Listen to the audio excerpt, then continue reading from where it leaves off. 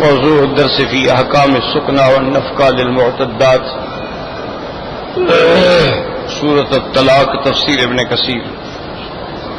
الحمد للہ رب العالمین، والصلاة والسلام على اشرف الانبیاء وسید المرسلین سیدنا محمد وعلى آلہ واصحابہ اجمعین۔ اللهم صل على سيدنا محمد وعلى آل سيدنا محمد كما صليت على إبراهيم وعلى آل إبراهيم في العالمين إنك حميد مجيد۔ أعوذ بالله من الشيطان الرجيم، بسم الله الرحمن الرحيم۔ اسکنوہن من حیث سکنتم من وجدکم ولا تضاروہن لتضیقوا علیہن وإن كن أولات حمل فأنفقوا عليهن حتى يضعن حملهن فإن أرضعن لكم فآتوهن أجورهن وأتمروا بينكم بمعروف وإن تعاصرتم فسترضع له أخرى لينفق ذو سعة من سعته ومن قدر عليه رزقه فلينفق مما آتاه الله لا يكلف الله نفسا إلا ما آتاها سيجعل الله بعد عسر يسرا۔ قال المؤلف والمفسر رحمه الله تعالى: أدام النفع بعلومه وعلومكم في الدارين آمين، إلى أن قال: يقول تعالى آمرا عباده إذا طلق أحدهم المرأة أن يسكنها في منزله حتى تنقضي عدتها، فقال: أسكنوهن من حيث سكنتم أي عندكم۔ اب مفسر رحمۃ اللہ علیہ ان آیات کی تفسیر فرماتے ہیں کہ اللہ نے اپنے بندوں کو حکم دیا ہے کہ اگر تم میں سے کوئی آدمی اپنی بیوی کو طلاق دے تو عدت کے دنوں میں اس کو اپنے گھر کے اندر رکھے، من حیث سکنتم، مانا جہاں تم رہتے ہو اپنے ساتھ رکھے، من وجدکم، قال ابن عباس ومجاہد وغیر واحد یعنی ساعتکم، حتی قال قتادہ ان لم تجد الا جنبیتک فاسکنھا فیہ۔ من وجدکم کے بارے میں حضرت ابن عباس، حضرت مجاہد رحمت اللہ علیہ فرماتے ہیں کہ وجدکم کا معنی ساعتکم، تمہاری طاقت کے مطابق، یعنی جو تمہارا گھر ہے جس میں تم رہتے ہو اسی میں اس کو رکھو۔ حتیٰ کہ حضرت قتادہ رحمت اللہ علیہ فرماتے تھے کہ اگر تمہارے گھر کے اندر کوئی مستقل کمرہ دینے کی گنجائش نہیں ہے تو کسی کونے میں ہی اس کو جگہ بنا کے دے دو، لیکن رکھو اس کو اپنے گھر کے اندر۔ وقوله تعالی ولا تضاروهن لتضيقوا عليهن، قال مقاتل يعني يزاجرها لتفتدي منه بمالها او تخرج من مسكنه۔ ولا تضاروهن، اس کے بارے میں حضرت مقاتل بن حیان فرماتے ہیں یعنی اس سے ایسے جھگڑا نہ کرے، اس کو تنگ نہ کرے تاکہ وہ اس کو کہے کہ بھی کچھ مجھ سے لے لو، جان چھوڑو، یا کم سے کم اس کے تنگ ہو کے اس کے گھر سے نکل جائے، تو یہ بھی شریعت نے منع کیا ہے۔ بھئی طلاق ہو گئی ہے تو ہو گئی، اب یہ تو نہیں ہے ہر وقت تم اس سے لڑو اور تانا زنی کرو اور اس کو ذلیل کرو، نہیں، اس کو رہنے دو، جب عدت ختم ہو جائے گی ہو سکتا ہے اللہ اصلاح فرما دیں یا پھر اس کے بعد وہ الگ ہو جائیں۔ اس کے بعد فرماتی ہیں وقال الثوری ان منصور بالضحى ولا تضاروهن تضيقوا عليهن قال يطلقها فاذا بقي يومان راجعها۔ اب حضرت ابی الضحى فرماتی ہیں کہ اس آیت کا مطلب یہ ہے کہ ولا تضاروهن لتضيقوا عليهن، ان کو تنگ نہ کرو تاکہ ان کو نقصان پہنچے۔ کیا مانا کہ طلاق دے دی جب عدت ختم ہونے میں 2 دن باقی رہ گئے تو رجوع کر لیا، یعنی اس کو ذلیل کرنے والی بات ہے۔ رجوع کرنا ہے رجوع کرو، رکھنا ہے رکھو، چھوڑنا ہے چھوڑو۔ وقوله تبارک وتعالی وإن كن أولات حمل فأنفقوا عليهن حتى يضعن حملهن قال كثير من العلماء منهم ابن عباس وطائفة من السلف وجماعات من الخلف هذه في البائن كانت حاملا أنفق عليها حتى تضع حملها قالوا بدليل أن الرجعية تجب نفقتها سواء كانت حاملا أو حائلا وقال آخرون بل السياق كله في الرجعيات وإنما النص على الإنفاق على الحامل وإن كانت رجعية لأن الحمل تطول مدته غالبا فاحتج إلى النص على وجوب الإنفاق إلى الوضع لئلا يتوهم أنه إنما تجب النفقة بمقدار مدة العدة ثم اختلف العلماء هل النفقة لها بواسطة الحمل أم للحمل وحده على قولين منصوصين عن الشافعي وغيره ويتفرغ عليها مسائل كثيرة مذكورة في علم الفروع اب اللہ فرماتے ہیں ان کن اولات حمل، اگر وہ عورتیں حاملہ ہیں تو ان پہ خرچ کرو جب تک کہ وہ وضع حمل نہ ہو۔ اب مفسر فرماتا ہے کہ بہت سے علماء صحابہ میں سے بھی حضرت ابن عباس ہیں اور جماعت ہے سلف کی اور جماعت ہے خلف کی، سب یہ کہتے ہیں کہ یہ بائن کے بارے میں ہے کہ اگر وہ حامل ہے تو اس پہ اس کا خرچ کرے گا حتیٰ کہ وہ حمل کا وضع حمل ہو جائے، کیونکہ اگر رجعیہ ہوتی تو اس کے لیے تو نفقہ واجب ہے چاہے وہ حامل ہو یا حامل نہ ہو۔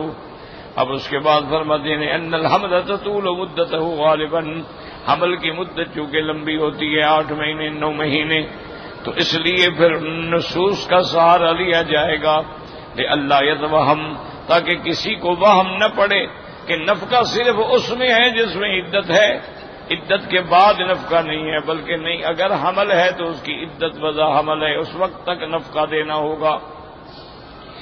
ثم اختلف العلماء هل النفقة لها بواسطة الحمل أم للحمل وحده۔ اب مفسر فرماتے ہیں کہ اس میں پھر علماء کا اختلاف ہے کہ وہ خرچہ جو دے گا اس عورت کا خرچہ، دیکھو نا، ایک ہے نا اس کو حمل نہیں ہوتا پھر بھی تو خرچہ ہے، حمل ہو جاتا ہے تو کیا اب 2 خرچے دے گا، یعنی اس بچے کی وجہ سے بھی اور عورت کی وجہ سے بھی، یا صرف عورت کو خرچہ دے گا؟ بہرحال اس میں بڑے مسائل ہیں، ابحاث ہیں، خلاصہ یہ ہے کہ اس عورت پہ وہ خرچ کرے گا تو من وجہ وہ بچے پر بھی خرچ ہوگا، جب اس کو سکون جگہ ملے گی، خرچہ ملے گا، نفقہ ملے گا، آرام ملے گا تو بچے کو بھی خود بخود آرام پہنچے گا۔ اگر عورت تنگ ہوگی تو حمل بھی تنگ ہوگا۔ تو اس لیے بہرحال تو مسئلہ یہی ہوا کہ اگر عورت رجعیہ ہے یا کوئی عدت طلاق ہے یا عدت وفات ہے، اس میں رہائش اور خرچہ جو ہے وہ شوہر کے ذمے ہے۔ وقوله تبارک وتعالی فإن أرضعن لكم أي وإذا وضعن حملهن وهن توالق فقد بين بالقضاء عدتهن ولها حين أن ترضع الولد ولها أن تمتنع منه ولكن بعد أن ترضيه باللباء وهو باقورة اللبن الذي لا قوام للمولود غالبا إلا به فإن أرضعت استحقت أجر مثلها ولها أن تعاقد أباه أو وليه ولا ينفقان عليه من أجرة۔ اب مسئلہ یہ ہے فإن أرضعن لكم، اب علماء فرماتی ہیں کہ جب وضع حمل ہو گئی تو اب اس کو طلاق بھی ہو گئی، عدت بھی ختم ہو گئی، تو اب اس کے لیے یہ ضروری نہیں ہے کہ تیرے بچے کو دودھ پلائے، لیکن بہتر یہی ہے کہ بچے کو وہ دودھ پلائے، کیونکہ وہ جو عورت کا پہلا دودھ ہوتا ہے وہ بچے کی صحت کے لیے، طاقت کے لیے، قوت کے لیے بہت زیادہ ضروری ہوتا ہے۔ اس سے جو بچے کو فائدہ پہنچتا ہے وہ دنیا میں کسی اور دودھ سے فائدہ نہیں پہنچ سکتا ہے۔ اور اگر وہ دودھ پلانے پہ راضی ہو جائے تو اس وقت کے زمانے کے مطابق جو اجرت اور عورتیں لیتی ہیں اس کو بھی اجرت ادا کرو، چونکہ اب تمہاری بیوی تو ہے نہیں، اس کی ذمہ داری نہیں ہے کہ تیرے بچے کو دودھ پلائے۔ اب اگر اس نے پلایا ہے تو اس کو اجرت دینی ہوگی، اور وہ اجرت کیا ہے؟ دیکھ لو کہ ایسے حالات میں اس زمانے میں جس ملک میں جس علاقے میں آپ رہتے ہیں وہاں اگر کوئی عورت بچے کو دودھ پلائے 1 سال 2 سال تو کیا لے گی؟ وہی پیسے والدہ کو دے دو۔ اب اس کے بعد مفسر رحمۃ اللہ علیہ فرماتی ہیں کہ وہ اس کا والد یا ولی جو ہے وہ طے کر لیں اجرت۔ فَإِنْ أَرْضَعْنَ لَكُمْ فَآتُوهُنَّ أُجُورَهُنَّ، ان کو اجرت دو۔ وَأَتَمِرُوا بَيْنَكُمْ بِمَعْرُوفٍ أَيْ وَلْتَكُنْ أُمُورُكُمْ فِي مَا بَيْنَكُمْ بِالْمَعْرُوفِ مِنْ غَيْرِ إِضْرَارٍ وَلَا مُضَارَةٍ، آپس میں ایسا فیصلہ کرو کہ کسی فریق کو نقصان نہ ہو، نہ وہ یہ کہے کہ نہیں جی میں تو 20,000 ریال لوں گی، وہ کہیں میں تو 2,000 دوں گا، تو نہیں، ایسا معاملہ کرو مشورے کے ساتھ کہ دونوں کو نقصان نہ ہو۔ اس لیے کہ قرآن پاک کے اندر آ چکا سورۃ البقرہ میں لا تضار والدۃ بولدها ولا مولود له بولده، نہ والدہ نقصان پہنچائے نہ اس بچے کا والد نقصان پہنچائے۔ اب اللہ فرماتے ہیں وَإِن تَعَاصَرْتُمْ فَسَتُرْضِعُ لَهُ أُخْرَىٰ وَإِنْ اخْتَلَفَ الرَّجُلُ وَالْمَرْأَةُ فَطَلَبَتِ الْمَرْأَةُ فِي أُجْرَةِ الرِّضَاعِ كَثِيرًا وَلَمْ يُجِبْهَا الرَّجُلُ إِلَىٰ ذَلِكَ أَوْ بَذَلَ الرَّجُلُ قَلِيلًا وَلَمْ تُوَافِقْهُ عَلَيْهِ فَلْيَسْتَرْضِعْ لَهُ غَيْرَهَا فَلَوْ رَضِيَتِ الْأُمُّ بِمَا اسْتُؤْجِرَتْ بِهِ الْأَجْنَبِيَّةُ فَهِيَ أَحَقُّ بِوَلَدِهَا۔ اب مسئلہ یہ ہے کہ اگر ان دونوں میں اصلاح نہ ہو سکے، خاوند تھوڑا دینا چاہتا ہے، بیوی عورت زیادہ مانگنا چاہتی ہے، تو اب اس کے لیے کوئی دوسری عورت کا انتظام کر لیں، اس کو اجرت دیں اور وہ بچے کو دودھ پلائے۔ اچھا جب انتظام ہو جائے لیکن اب ماں کہے کہ بھئی اسی اجرت پہ میں بھی راضی ہوں، تو پھر ماں زیادہ حقدار ہے کہ وہی اجرت ماں کو دی جائے اور بچہ جو ہے ماں کے پاس رہے۔ یاد رکھیں کہ ابتدائے اسلام میں بھی ایک رواج بھی تھا اس معاشرے میں کہ بغیر کسی جھگڑے کے بھی اپنے بچوں کو دودھ پلانے کے لیے وہ دایا کو دیتے تھے۔ اب دیکھو نا، جب میرے آقا رحمت دو عالم محبوب دو جہاں صلی اللہ علیہ وسلم پیدا ہوئے ہیں تو کیا خیال ہے آپ کی والدہ یہ کہہ سکتی ہے کہ میں حضور کو دودھ نہیں پلاتی؟ یعنی سرکار دو عالم جیسا محبوب بیٹا ہو، لیکن بی بی صاحبہ نے بی بی حلیمہ سعدیہ کو بچہ دے دیا، تو اس کی وجوہات ہوتی ہیں۔ ایک وجہ تو یہ ہوتی ہے کہ حضر کا اور اعراب کا فرق ہوتا ہے، ایک ہے شہری زندگی، ایک ہے دیہاتی زندگی۔ تو شہری زندگی جو ہے اس میں ہوا بھی اور خوراک بھی اور لوگوں کے اخلاق بھی بڑے مکس ہوتے ہیں اور بڑے عجیب حالات ہوتے ہیں۔ دیہات بڑے صاف ستھرے ہوتے ہیں، وہاں ہوا بھی اچھی، موسم بھی اچھا، خوراک بھی اچھی، دودھ بھی خالص، مکھن بھی خالص، لسی بھی خالص، سبزیاں بھی خالص۔ تو وہ جو دیہات کی زندگی ہوتی ہے نا اس کا کوئی مقابلہ نہیں، تو اس لیے عرب اپنے بچوں کو دیہات میں بھیج دیتے کہ بھی ان کی ابتدائی تربیت جو ہے وہاں۔ اور دوسرا ایک مسئلہ سب سے بڑا زبان کا بھی تھا کہ اگر آدمی شہر میں ہے تو وہ مختلف لوگوں کی زبانیں سیکھتا ہے۔ اب آپ یہاں خود رہتے ہیں مکہ شریف میں، آپ کو پتہ ہے ہمارے بعد آدمی جو ہیں عربی ایسے بولتے ہیں ماشاءاللہ کہ عربیوں کی روح کانپ جاتی ہوگی، لیکن وہ اپنا کام چلاتے ہیں، بول رہے ہوتے ہیں۔ اچھا، اور بعض عرب جو ہیں وہ اردو کی ٹانگ توڑ دیتے ہیں، بعض انگریزی کی ٹانگ توڑ دیتے ہیں، تو یہ تو پھر مکس ہوتی ہے نا، زبان صاف نہیں رہ سکتی، اس میں زبانیں جو ہے نا وہ مل جاتی ہیں۔ لیکن دیہات میں تو یہ بات نہیں ہوتی نا، وہاں تو خالص لغت ہوتی ہے، خالص زبان ہوتی ہے۔ اس لیے ایک روایت مبارک میں آتا ہے کہ سیدنا ابی بکر رضی اللہ تعالی عنہ نے ایک دن حضور صلی اللہ علیہ وسلم کی خدمت میں عرض کیا کہ یا رسول اللہ صلی اللہ علیہ وسلم، بھئی ہم بھی عرب ہیں، قریش ہیں، آپ کے قبیلے سے ہیں، لیکن کبھی کبھی آپ عربی کی لغت کا ایسا لفظ بولتے ہیں کہ ہمیں بھی سمجھ نہیں آتا۔ تو حضور صلی اللہ علیہ وسلم نے فرمایا ابو بکر تمہیں پتہ ہے ولدت بمکہ وتربیت فی بنو سعد، کہ میں سرزمین مکہ میں پیدا ہوا، یعنی مقصد یہ ہے کہ مجھے زمزم کی گھٹی لگائی گئی، اور اس کے بعد میں نے ابتدائی بچپن جو ہے وہ بنو سعد قبیلے میں گزارا ہے، تو میری زبان فصیح نہیں ہوگی تو کس کی زبان فصیح ہوگی؟ کیوں پھر زبان میں آمیزش نہیں ہوتی؟ شہروں کے اندر زبان میں لازماً آمیزش ہو جاتی ہے، اب کچھ بھی کریں۔ اب آپ نے بڑے بڑے بورڈ لگے ہوئے ہیں نا، پڑھا ہوگا نا، ساتھی، اور ساتھ ایک لکڑی پہ مرغی کی بوٹیاں لگی ہوئی ہیں۔ یہ ساتھی عربی کا لفظ تھوڑا ہے، تو انڈونیشیا کا لفظ ہے، یہ انڈونیشین زبان کا لفظ ہے۔ وہ کہتے ہیں چھوٹی چھوٹی بوٹیوں کی جو کباب ہوتے ہیں، ساتھی ساتھی اس کو کہتے ہیں، تو اب انہوں نے استعمال کر لیا۔ اچھا، اب انگریزی کا لفظ ہے ٹویوٹا، اے لکھیں گے تویوتا، کیوں؟ ان کے پاس ٹے تو ہے نہیں، کہاں سے لے آئے ٹے؟ انہوں نے تو اس کو تے میں ہی بدلنا ہے۔ جیسے ہمارے مصر کے بھائی جو ہیں ماشاءاللہ، وہ بات کریں گے تو کہیں گے اگلک یا ہاگا، گمال، وہ جیم کو گاف بولتے ہیں، حاجہ کے بجائے ہاگا۔ اچھا، جمال کے بجائے گمال۔ اچھا، یہاں عرب میں بھی لفظ اصل ہے اقول لکا، میں آپ سے یہ کہتا ہوں، اس کو انہوں نے ایسا رگڑ دیا ہے، اگلک بنا دیا نہ کہ اگلک کوئی عربی کا لفظ ہی نہیں، عربی میں تو گاف ہے نہیں، تو اگلک کہاں سے آ گیا؟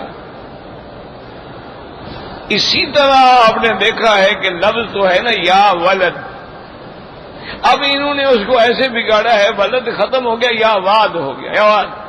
وہ یا واد کا معنی تو ہے اس لڑکیوں کو زندہ درگور کرنا، وہ ہے وعد البنات۔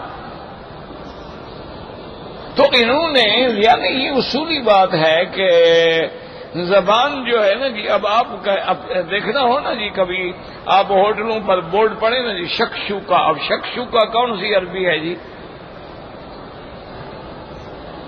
بورما، بورما کون سی عربی ہے جی؟ کس لغت کا لفظ ہے؟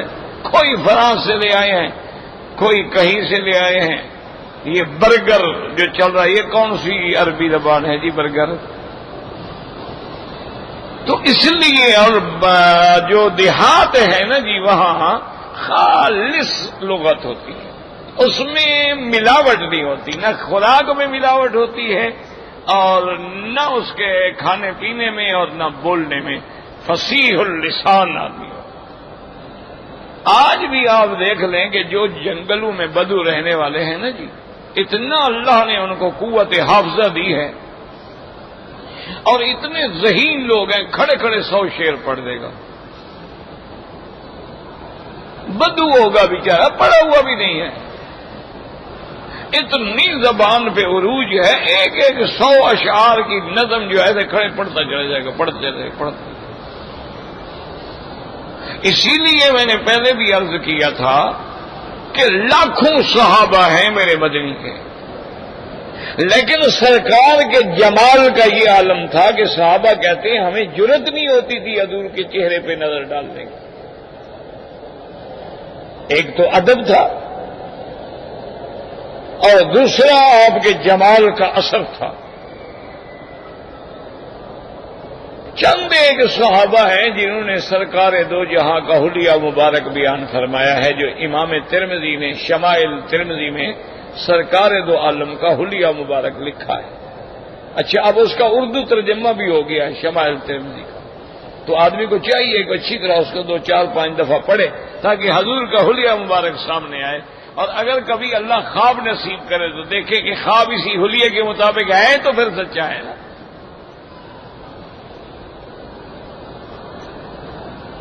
تو اب انہوں نے چند ایک صحابہ ہیں جنہوں نے سرکار دو عالم کا حلیہ مبارک بیان فرمایا.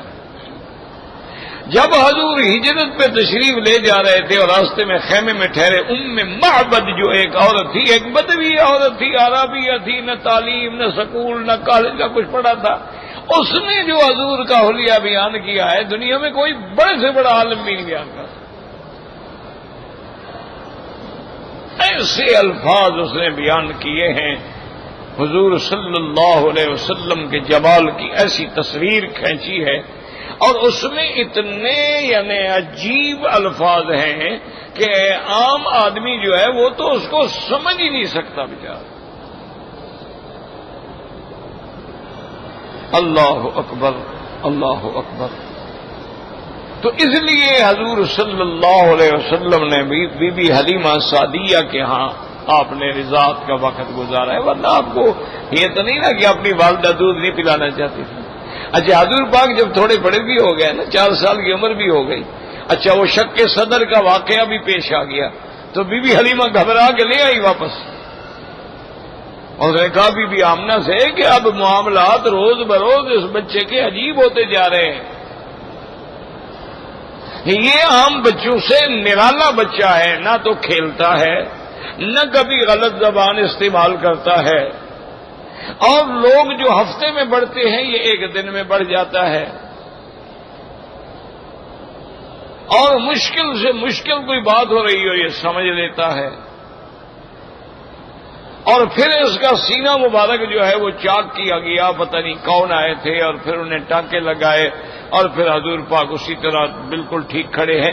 میں بھی ڈر گئی ہوں، میں نہیں رکھ سکتی، خدا نہ خواستہ کل کو اگر حضور پاک کو کوئی نقصان ہو جائے تو میں کہاں سے جواب دوں گی. تو بی بی آمنہ نے سمجھایا، اس نے کہا بی بی حلیمہ خطرہ نہ کرو، یہ میرا بچہ جو ہے نا ان لہ لشأن، اس کا ایک اللہ نے بڑا شان رکھا ہے، اس کو کوئی نقصان نہیں پہنچا سکتا، تم اس کو لے جاؤ ابھی بھی اپنے پاس رکھو. تو بی بی صاحبہ نے زبردستی واپس کیا حضور صلی اللہ علیہ وسلم. اب حضور کا دل مبارک بھی لگ گیا تھا بی بی حلیمہ سے، اور بی بی حلیمہ کے بیٹوں سے، اور بی بی حلیمہ کی بیٹی سے. آپ کا بھی دل مبارک جو ہے وہ ان سے بڑا بہل جاتا تھا، خوش ہوتے تھے حضور. تو بی بی آمنہ نے ان کو ادھر ہی بھیج دیا. یعنی بالکل بچپن ہے، ابتدائی عمر ہے، ابھی 6-7 سال عمر ہے سرکار دو عالم کی. عبد المطلب دادا زندہ ہے، باپ تو فوت ہو گئے، وہ تو ولادت سے پہلے فوت ہو گئے، والدہ 7 سال کی عمر میں فوت ہو گئی. اب کفالت جو ہے وہ عبد المطلب کی ہے.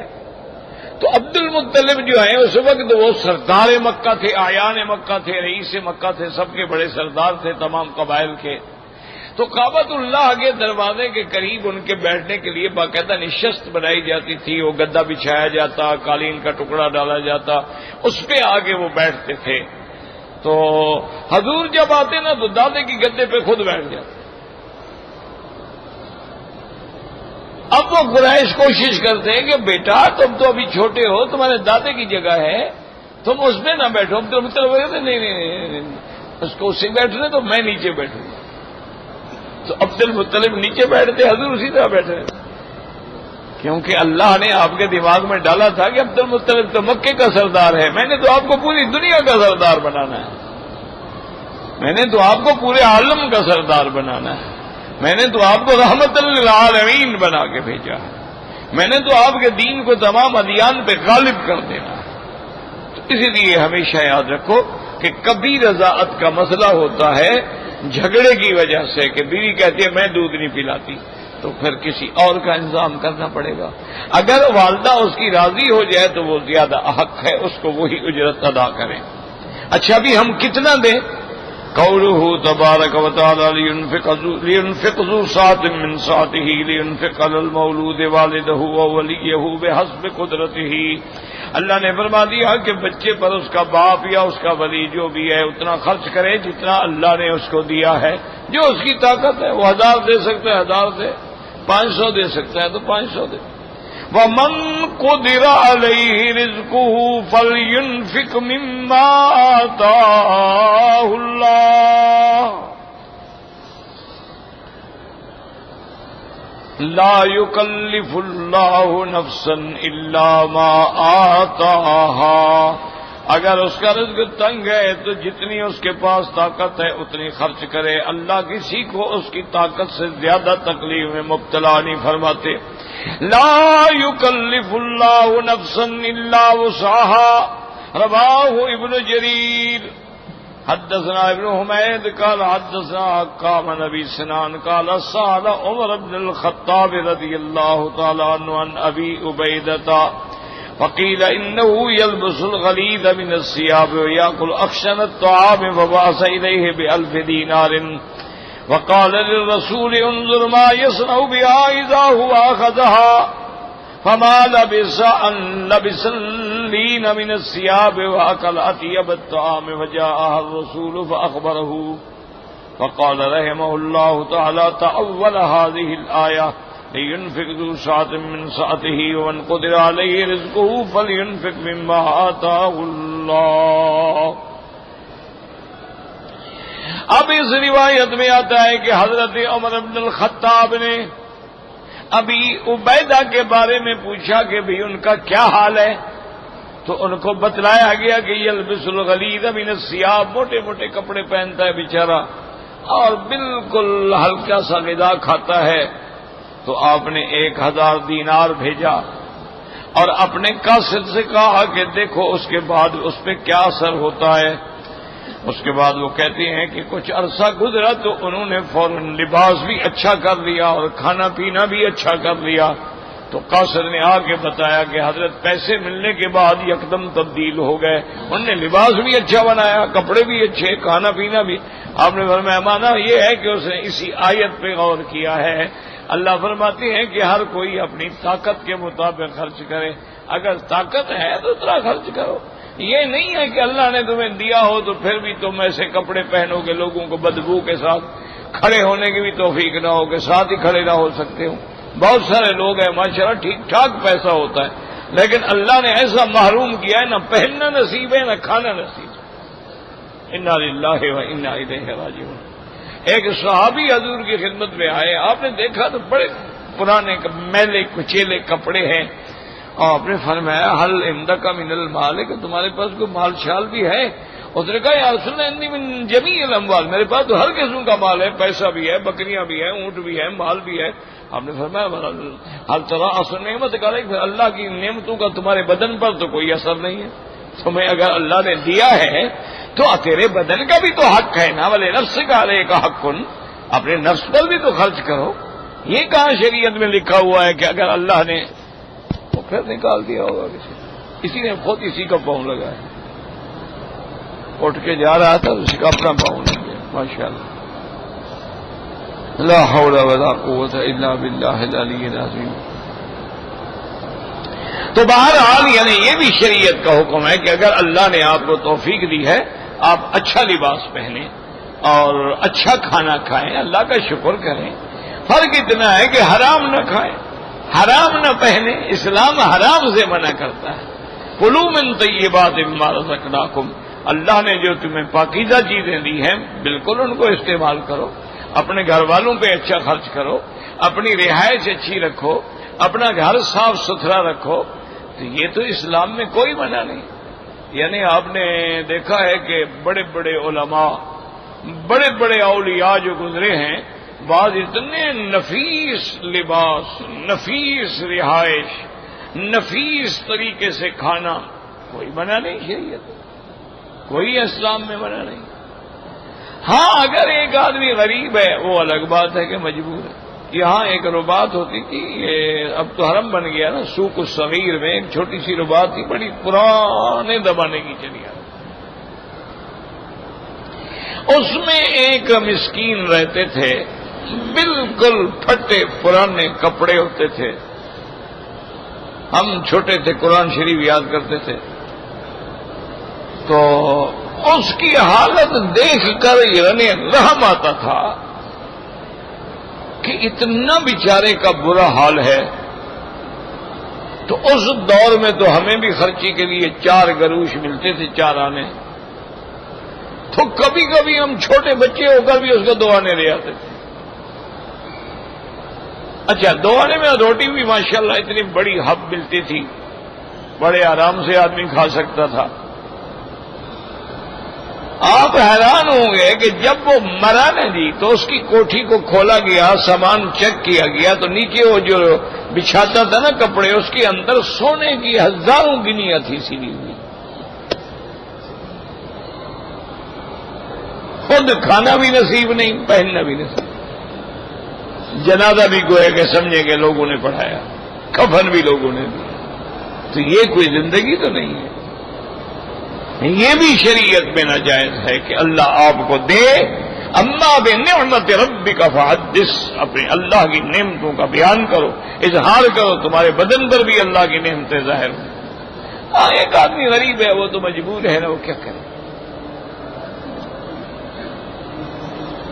وقال الحافظ ابو القاسم الطبراني في معجمه الكبير حدثنا هاشم بن يزيد الطبراني حدثنا محمد بن اسماعيل بن عياش قال اخبرني ابي قال اخبرني زمزم بن زرادة عن شريح بن عبيد بن ابي مالك الاشعري واسمه الحارث قال قال رسول الله صلى الله عليه وسلم 3 نفر كان لأحدهم 10 دنانير فتصدق منها بدينار وكان لآخر 10 أواق فصدق منها بأوقية وكان لآخر 100 أوقية فصدق منها ب10 أواق فقال رسول الله هم في الأجر سواء كل قد صدق ب10 ماله قال الله تعالى لينفق ذو سعة من سعته هذا حديث غريب من هذا الوجه۔ ابھی مالک اشعری فرماتی ہیں کہ حضور پاک نے فرمایا کہ مثلا 3 آدمی ہیں، ایک کے پاس 10 دینار ہیں، اس نے 1 دینار خرچہ کیا، اور ایک آدمی ہے اس کے پاس 10 اوقیہ سونا یا چاندی ہے، اس نے اس سے 1 اوقیہ صدقہ کیا، اور ایک آدمی ہے جس کے پاس 100 اوقیہ، 100 اوقیہ ہے، اس نے اس سے 10 اوقیہ صدقہ کیے۔ حضور نے فرمایا کہ یہ سب کو اللہ برابر اجر عطا فرمائیں گے۔ کیوں دینار کہاں اور 100 اوقیہ کہاں؟ لیکن اس کی طاقت 10 دینار تھی تو اس نے 10واں حصہ خیرات کیا، اس کی طاقت 10 اوقیہ تھی تو 1 اوقیہ بنا 10واں حصہ خیرات کیا، اس کے پاس 100 اوقیہ تھا تو اس نے 10 اوقیہ نے 10واں حصہ خیرات کیا۔ تو مانے اس لحاظ سے سب نے عشر خیرات کیا ہے تو اللہ سب کو برابر اجر عطا فرمائے۔ وقوله تبارک وتعالی سيجعل الله بعد عسر يسرا وعد منه تعالی ووعد حق لا يخلفه۔ اللہ تعالیٰ کا یہ وعدہ ہے کہ میں اپنے بندے کے تنگی کے بعد جو ہے اس کے لیے آسانی کے اسباب پیدا کر دوں گا۔ یاد رکھو اگر تنگی آتی ہے تو یہ بھی حکمت ہے، ان مع العسر یسرا، ان مع العسر یسرا۔ حضرت ابن عباس فرماتی تھی لن یغلب العسر یسرین، اللہ فرماتی ہیں کہ اگر تنگی ہے تو اس کے بعد اللہ یسر پیدا فرما دیتے ہیں۔ حضرت ابن عباس فرماتے تھے کہ العسر الف لام کے ساتھ ہے، یسرا نکرہ ہے، تو اگر 2 یسر ہیں تو 1 عسر ان میں کیسے غالب آ سکتا ہے؟ تو اگر کبھی تنگی ہو، پریشانی ہو تو یہ بھی اللہ کی حکمت ہے۔ ہر رات کے بعد دن ہوتا ہے، ہر پریشانی کے بعد آسانی بھی آتی ہے، ہر بیماری کے بعد صحت بھی آتی ہے، تو اللہ کی اس وعدے پہ وہ یقین رکھے۔ وَهَٰذِهِ كَقَوْلِهِ تَعَالَىٰ فَإِنَّ مَعَ الْعُسْرِ يُسْرًا إِنَّ مَعَ الْعُسْرِ يُسْرًا۔ وَقَدْ رَوَى الْإِمَامُ أَحْمَدُ حَدَّثَنَا حَدِيثًا يُحْسِنُ نُذْكِرَهُ هُنَا۔ فرماتے امام احمد بن حنبل رحمۃ اللہ علیہ نے ایک حدیث ذکر فرمائی ہے، بہتر ہے کہ ہم بھی اس کو یہاں ذکر کریں۔ فقال حدثنا هاشم بن القاسم قال حدثنا عبد الحمید بن بهرام قال حدثنا الشعر بن حوشب قال قال ابو هريره بينما رجل وامرأة له في السلف الخالي لا يقدران على شيء فجاء الرجل من صبري ودخل امرأتي جائعا وقد أصابته مسغبة شديدة فقال لامرأتي عندك شيء قالت نعم ابشر اتانا رزق الله فاستحصى فقال ويحك ابتغي ان كان عندك شيء قالت نعم هنيهة ترجو رحمة الله حتى إذا طال عليه الطول قال ويحك قومي فابتغي إن كان عندك شيء فأتيني به فإني قد بلغت وجهدت. فقالت نعم الآن نفتح النور فلا تعجل.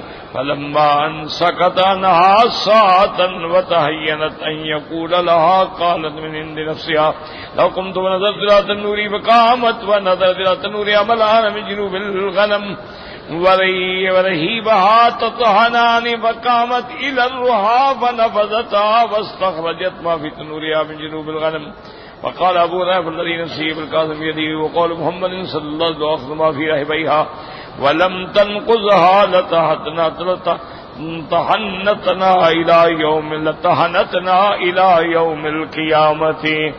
اب اس حدیث سے مبارک ہو جاتا ہے حضرت ابو ہریرہ رضی اللہ تعالیٰ عنہ فرماتی ہیں کہ ایک مرد اور عورت تھے، وہ ایک ایسے مقام پہ تھے کہ بالکل وہاں کچھ بھی نہیں تھا، ذرائع بھی نہیں تھے، لا یقدران علی شیء، کچھ بھی نہیں کر سکتے تھے. اس کا خامن جو ہے وہ سفر پہ چلا گیا. جب سفر پہ واپس آیا تو دیکھا کہ اس کی عورت جو ہے بالکل بھوکھی بیٹھی ہے گھر کے اندر، جائعن قد اصابت مسغبۃ شدیدہ، اور بھوکے رہنے سے اس پر اس کی صحت پہ بڑا اثر ہے. اب یہ بھی سفر سے بیچارہ آیا اور یہ بھی بھوکا ہے. فقال لامرأته عندك شيء، اپنی بیوی سے کہا تمہارے پاس کچھ ہے تو لے آؤ کھانے کے لیے. قالت نعم ابشر، انہوں نے کہا ہاں فکر نہ کرو، تسلی کرو، اتانا رزق، اللہ کا رزق آ رہا ہے. اس کے بعد جناب تھوڑی دیر گزری، اس نے پھر کہا وہی آگے کیا ہو گیا تمہیں، اب تک ان کا نہ عندک شیء، کچھ ہے تو لے آؤ. قالت نعم هنيهة، انہوں نے کہا تھوڑا صبر کر لو، نرجو رحمت اللہ، اللہ کی رحمت پہ ہم امید لگا کے بیٹھے ہیں. حتی اذا طال علیہ الطول، جب اور زیادہ دیر ہو گئی تو اس نے کہا کیا بات ہے مجھے بچوں سے باتوں میں بہلا رہی ہے تو ٹھیک ہے نہیں بتا دو. وَيَا کہ قومی فابتغی إِن كَانَ عِندَكِ شَيْءٌ فَأْتِينِي بِهِ فَإِنِّي قَدْ بَلَغْتُ وَجْهَدتُ. اس نے کہا اٹھو کچھ ہے تو لے آؤ، مجھے بڑی تکلیف ہے بھوک کی وجہ سے. فقالت نعم، اس نے کہا ہاں ٹھیک ہے حوصلہ تو رکھو، ابھی میں تنور جا کے گرم کرتی ہوں، جلد بازی نہ کرو، سب کچھ ملے گا. فلما ان سکت عنها ساعة وتهينت ان يقولها قالت من عند نفسها لو كنت ونظرت الى تنوري. اس نے کچھ اور دیر گزری تو اس نے کہا کہ چلو میں اٹھ کے تنور پر جاؤں، تنور کو دیکھوں، کچھ اس کو تسلی ہو. کہتی ہے عورت کہ جب میں آئی فنظرت الى ملآن من جنوب الغنم ورهيبها تطهنان، میں کیا دیکھتی ہوں تو میرا تنور جو ہے وہ تو گوشت کی چوڑیوں سے بھرا ہوا ہے اور اندر پک رہی ہیں ماشاءاللہ. فقامت الى الروا، آئی آ کے دیکھا کہ ایک چکی کی طرف تو دیکھا ماشاءاللہ وہاں تو ماشاءاللہ وہاں تو آٹا ہی آٹا ہے. اس نے وہاں سے آٹا نکالا اور تنور سے جا کے گوشت نکالا اور اس آ کے پیش کیا اپنے خامن کو. حضرت ابو ہریرہ فرماتے ہیں والذی نفسی، میرے زندگی جس کے ہاتھ میں ہے، حضور پاک نے فرمایا کہ یہ حضور کا قول ہے. آپ نے فرمایا لو اخذت ما فی رحبیہا ولم تنفذها لتہنتا الى یوم القیامت. آپ نے فرمایا اگر وہ بی بی وہاں سے لیتی رہتی، اس کو جھاڑتی نہ، صاف نہ کرتی تو قیامت تک کھاتے رہتے، ختم نہ ہوتے.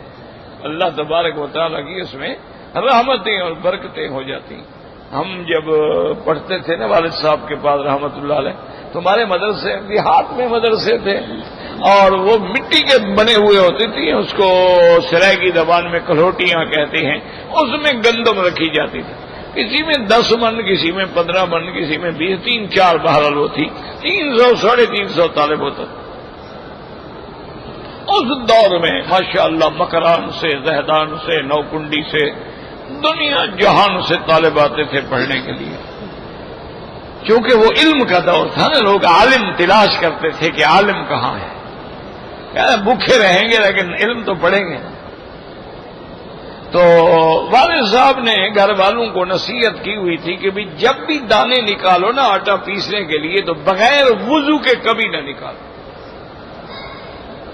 ایک تو وضو کیا کرو، اور دوسرا یہ ہے کہ اندازہ نہ لگایا کرو کہ یہ 10 سیر ہے یا 20 ہے یا کیا، بس اللہ پہ توکل کر کے دانے نکال کے پیسنے کے لیے دے دیے.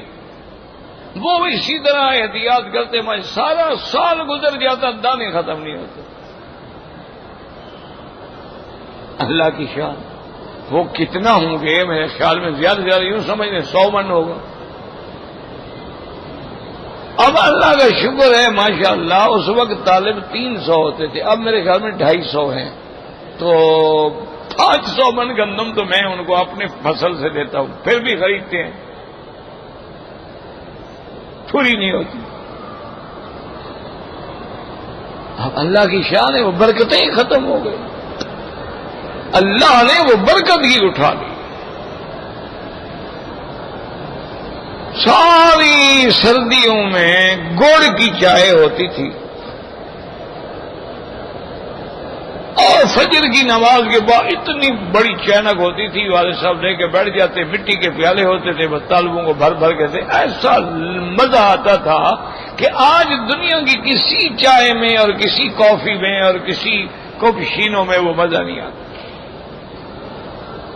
اچھا، ہم طالبوں کو لوگ لے جاتے تھے وہاں جہاں گنے کا فصل ہوتا ہے نا جی، تو وہ بڑے بڑے کڑھاؤ چڑھتے تھے، اس میں وہ گڑ بناتے تھے.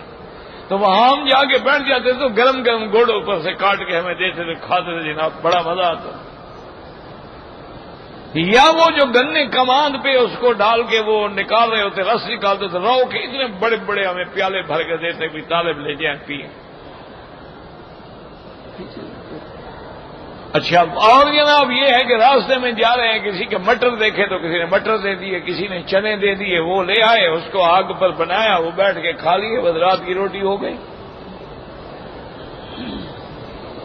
اب تو یہ باتیں ہی ختم ہو گئی ہیں میرے بھائی. وہ رزق حلال تھا، اس میں کوئی آمیزش نہیں تھی.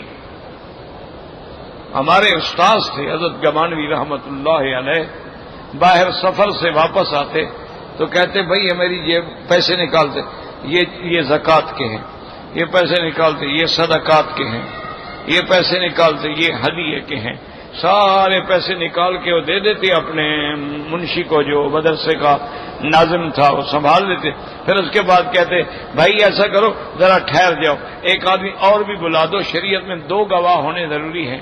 اچھا، وہ کسی اور کو بلا، کہتے بھائی میرے دیکھو نا یہ جیب کی تلاشی لے لو، ایسے جیب کی بھی تلاشی لو، ایسے جیب کی بھی تلاشی. اچھا، یہ میری چادر کی جو ٹب ہے نا اس کی بھی تلاشی لو، کہیں یہ نہ ہو کہ استاد ہمارے خیرات کے پیسے چھپا کے گھر لے گیا.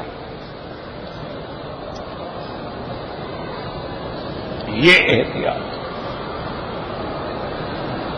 اللہ اکبر اللہ. 8 آنے ان کو دیتا تھا. ایک آدمی بیٹ کے علاقے کچے میں رہتا تھا وہ. اچھا، خدا کی قدرت ہے، سزا بھی مجھے ملتی تھی. مجھے کہتے کہ بھائی اس کے بعد جا کے چندہ لے آؤ.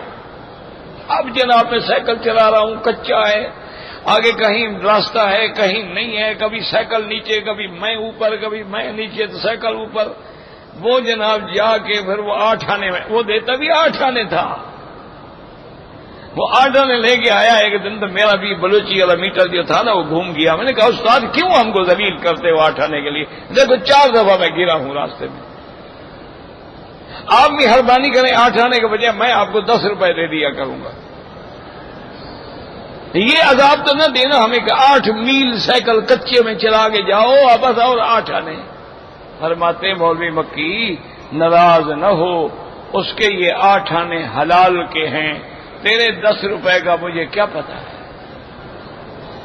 یہ اس کے حلال کے ہیں، اور میرے پاس حضور کے مہمان حدیث پڑھنے آتے ہیں، میں ان کو حرام کھلاؤں.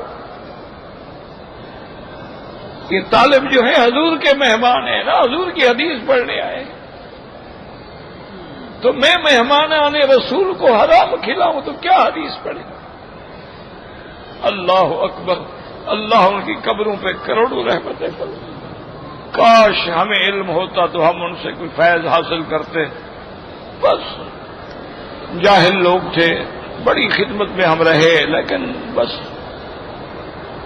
اللہ اکبر اللہ اکبر.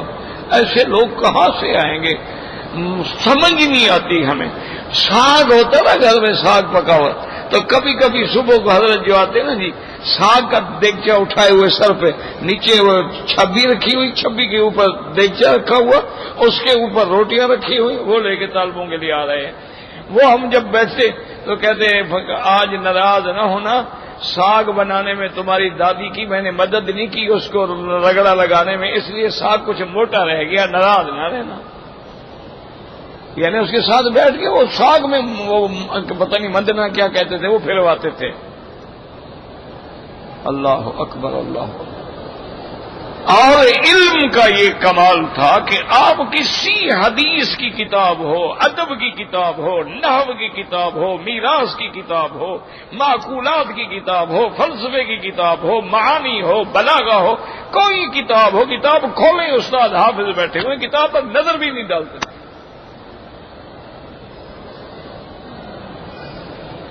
والد صاحب ہمیشہ کہتے تھے بستتن فی العلم والجسم، موٹے تھے نا، والد فرماتے یہ علم کا کوٹھا ہے، علم کا کمرہ ہے، یہ سارا اس کے اندر علم بھرا ہوا ہے، روٹی چھوٹی نہیں ہے، کھانا جانا نہیں ہے، علم بھرا ہوا ہے اس کا. اللہ ان کی قبروں پہ کروڑوں رحمتیں فرمائے. کیسے کیسے لوگ تھے. حج پہ آ رہے تھے نا، ہمارے بھائی سیف الرحمان صاحب بھی ساتھ تھے، تو وہ گواہ ہیں. ابھی وہ بھی شیخ الحدیث ہیں ماشاءاللہ، مدرسہ سولتیہ میں پڑھاتے ہیں، تو ہمارے بھائی ہیں، عزیز ہیں. تو وہ خود یعنی عینی گواہ ہیں کہ حضرت بیٹھتے نا کرسی پہ، ہوائی جہاز کرسی پہ یوں کر کے بیٹھتے. وہ کہ میں کہوں حضرت تھوڑی سی ٹیک لگا لو، میں زبردستی پکڑوں سیٹ کو ٹھیک کروں، حضرت تھوڑا سا آرام کر لیں کہ 4.5 گھنٹے کے. حضرت پھر ایسے بیٹھ جاتے. میں تھوڑی دیر کے بعد پھر پکڑ کے سیدھا کرتا، حضرت پھر ایسے بیٹھ. آخر پھر کہا کہ مولوی صاحب میں بھی ٹیک لگا سکتا ہوں، لیکن اللہ سے ڈر آتا ہے. میں غریب آدمی، ساری زندگی گدھے پہ سواری کرنے والا، آج ہوائی جہاز میں اڑ رہا ہوں، کہیں ٹیک لگا کے بیٹھوں تو میرا غرور اللہ کو پسند نہ ہے.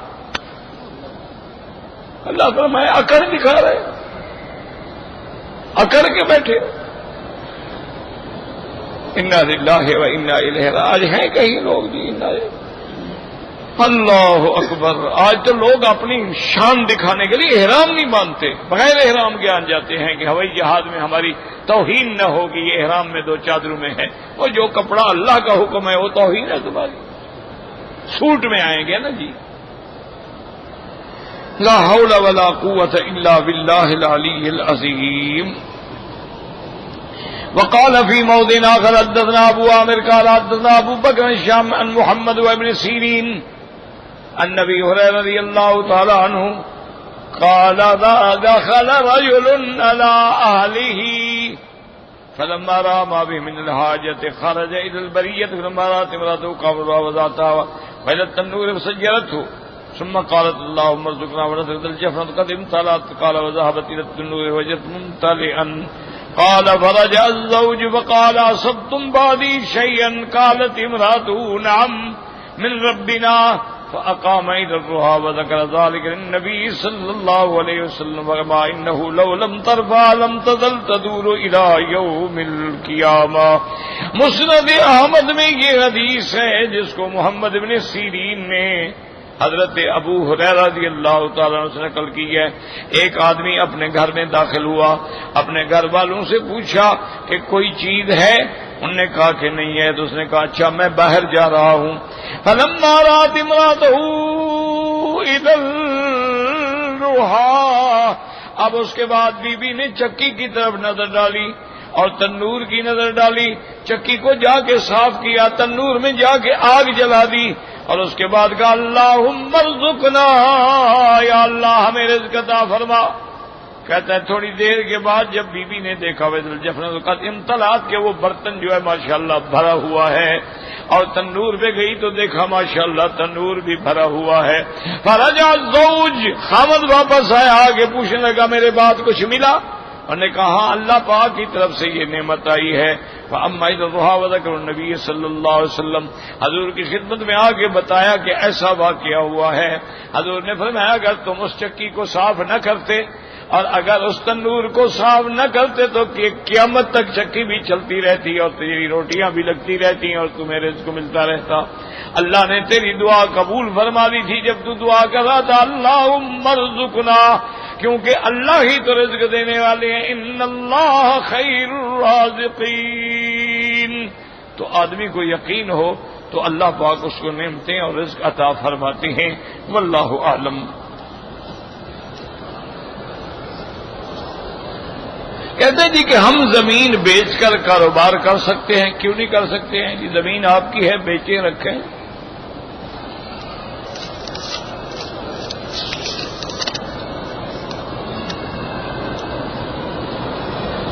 ایک آدمی نے منافع طے کر کے کہ بھئی کس بات کا منافع، وضاحت کرو نا۔ کیوں اگر کسی کاروبار میں پہلے تم نفع طے کر لو کہ 20% لوں گا تو یہ تو سود ہے۔ منافع تو طے ہو نہیں سکتا نا کاروبار میں، کبھی نفع ہوگا، کبھی گھاٹا ہوگا، کبھی زیادہ ہوگا، کبھی تھوڑا ہوگا۔ پہلے وضاحت کرو۔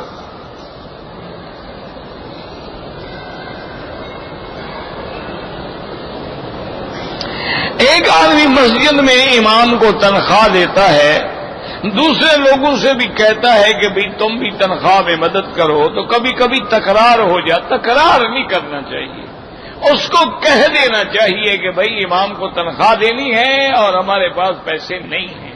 جن کو اللہ توفیق دے مدد کرے، تکرار نہ کریں، کسی سے لڑ کے نہ مانگیں، جبر نہ کریں، کسی کو مجبور نہ کریں۔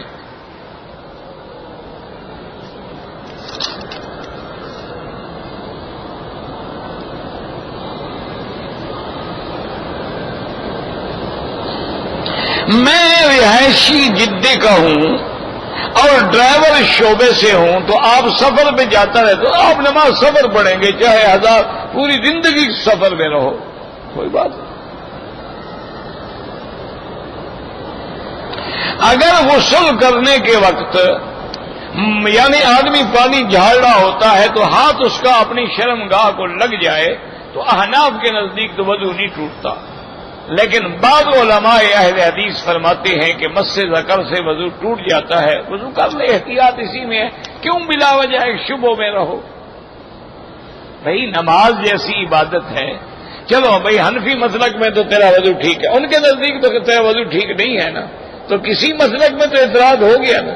اب جیسے دیکھو بعد آدمی عصر کے بعد 2 رکعت طواف پڑھتے ہیں، بھئی عصر کے بعد تو اعتراض ہے نا، ایک حدیث ہے نا کہ عصر کے بعد نماز نہیں ہے، اگر وہی مغرب کے بعد پڑھ لو تو کوئی اعتراض نہیں ہے۔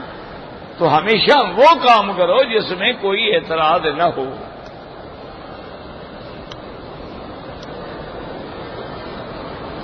کیسٹوں میں جو قرآن سنتے ہیں ان کا وہ حکم نہیں ہے۔ اگر کیسٹ چل رہی ہے آیات سجدہ آ جائے تو ہم پر سجدہ ضروری نہیں ہے۔ کیسٹ کے سننے کا حکم اور ہے، انسان سے سننے کا حکم اور ہے۔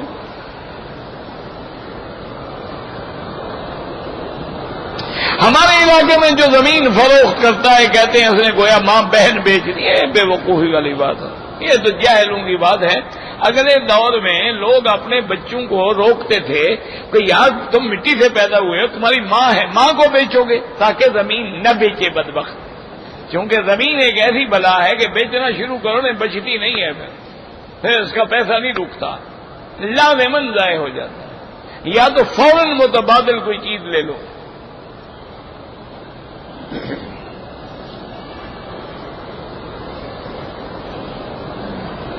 اگر نماز کے بعد ہم کل شریف پڑھ کے یا قرآن پڑھ کے ثواب دینا چاہیں سرکار دو جہاں کو یا اور امت محمد میں بالکل دے سکتے ہیں۔ اگر بارش نہ رکے تو کیا پڑھنا چاہیے؟ حضور پاک نے جو دعا مانگی تھی نا اللہم حوا علینا ولا علینا، اور اللہ سے دعا مانگے کہ اللہم لا تہلکنا بذنوبنا، اللہم لا تعذبنا بذنوبنا۔ اسی طرح زلزلہ استغفار کرو، استغفر اللہ لا حول ولا قوت الا باللہ، اللہ سے پناہ مانگو، معافی مانگو۔ عذاب قبر کا قیامت تک ہوگا، یہ اللہ کی مرضی ہے، کتنا دینا چاہتے ہیں، زیادہ دیں، تھوڑا دیں، 1 سال دیں، 2 سال دیں، قیامت تک دیں، یہ تو اس کے گناہ کے مطابق ہے نا. کسی کی سزا 5 سال ہوتی ہے، کسی کی 20 سال ہوتی ہے.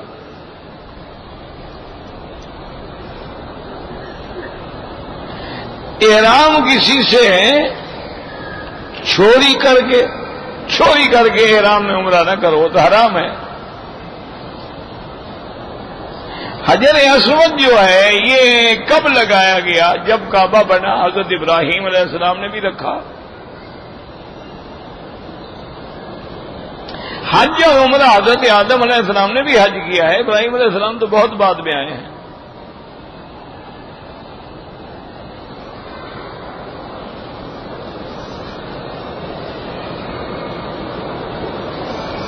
میرے ماموں کی بیٹی کی شادی ہوئی، اگلے دن وہ اس کا گھر چھوڑ کے آ گئی، لڑکے والوں سے طلاق لے لی.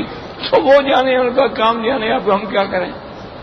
تو اس کو پہلے تحقیق کرنی چاہیے تھی نا کہ اگر لڑکی نہیں چاہتی تو کیوں خواہ شادی کی. بہرحال طلاق لے لی، طلاق ہو گئی. مجھے دعائیں قنوت نہیں آتی، تو جو آتی ہے وہی پڑھتے رہو، جو دعا اور اس دعا کو یاد کرتے رہو.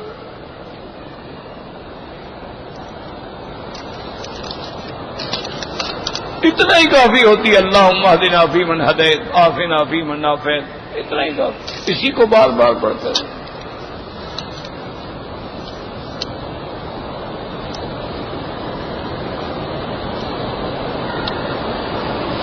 میرے والد صاحب 21 رمضان کو عمرہ کرنے کے لیے آئے تھے، حرم شریف میں داخل ہوئے، واپس نہیں آئے. ہم سب تلاش کریں، اللہ پاک آپ کی مشکل کو حل فرمائیں.